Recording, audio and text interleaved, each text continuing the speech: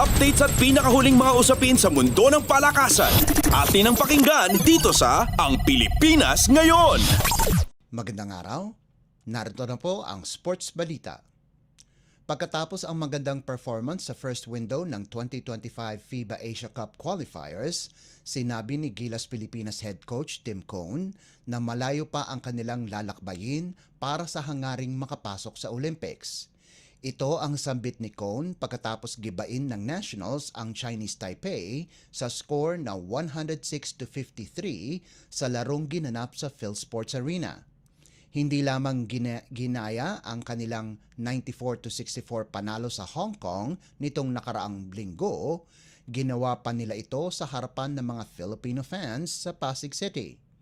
Binigyan din ni Cone na kailangang makapaglaro ang kanyang bataan, hindi lamang sa opensa kundi pati na din sa depensa.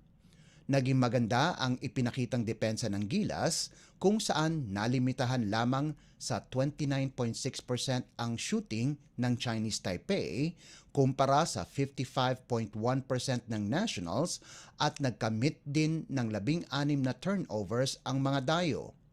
Sinabi naman ni Coach Cone na itong panalo ay unang hakbang lamang sa kanyang programang 4 na taon na maglalaro ang parehong players sa Philippines Men's National Basketball Team sa mga international competitions. Updates at pinakahuling mga usapin sa mundo ng palakasan. Atin ang pakinggan dito sa Ang Pilipinas Ngayon.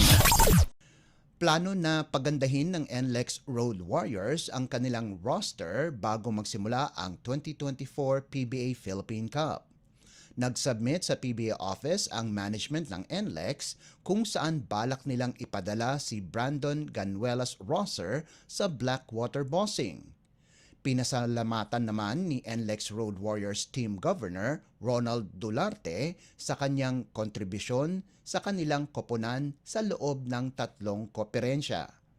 Kapalit ng paglipat ni Ganuelas Rosser sa Blackwater, makukuha nila ang serbisyo ni Ato Ular at Joseph Taha, pati na rin ang isang first-round pick ng Bossing sa PBA Season 51 Draft.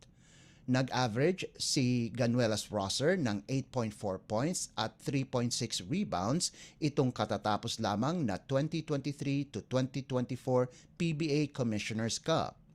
Samantala, makukuha nila ang 6'5" na dating Letran Knights na si Olar na naging miyembro ng PBA Season 47 All-Rookie Team.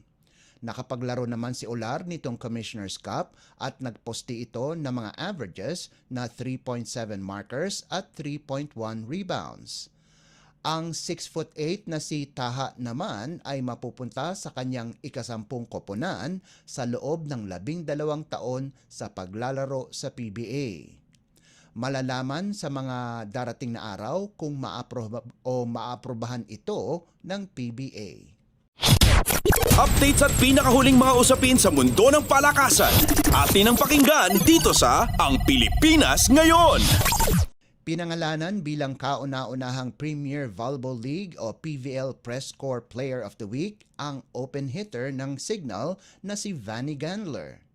Nakapagtala ang 5'9" na si Gandler ng 19 na puntos galing sa 17 attacks, isang service ace at isang block sa kanilang panalo laban sa Akari noong Sabado kung saan binuksan nila ang kanilang kampanya sa All-Filipino Conference sa impresibong panimula. Nagpakita ng gilas ang sophomore player na si Gandler kahit na puno ng veterano ang Signal kamukha ni Ces Molina, Jovelyn Gonzaga at Roslyn Doria. Nanguna ang dating Ateneo Lady Eagles sa Player of the Week laban sa mga veteranong player ng Creamline na si Tots Carlos, Savi Davison ng PLDT, Mylene Paat ng Cherry Tigo, Nicole Champson ng Petrogas at Marls Alba ng Choco Mucho. Kahit sa ikalawang taon pa lamang naglalaro ang 23 anyos na spiker, yinakap ni Gandler ang kanyang mas malaking gampanin sa Signal. Sinabi ni Gandler na dahil 14 lamang sila sa koponan, kailangan nilang umangat sa mga hamon at pangalagaan din ang kalusugan. Updates at pinakahuling mga usapin sa mundo ng palakasan. Atin ang pakinggan dito sa Ang Pilipinas Ngayon. At yan ang pinakahuling balita sa larangan ng palakasan. Para sa Radyo Pilipinas World Service, ito po si Leo Magpayo. Magandang araw. Updates at pinakahuling mga usapin sa mundo ng palakasan. Atin ang pakinggan dito sa Ang Pilipinas Ngayon.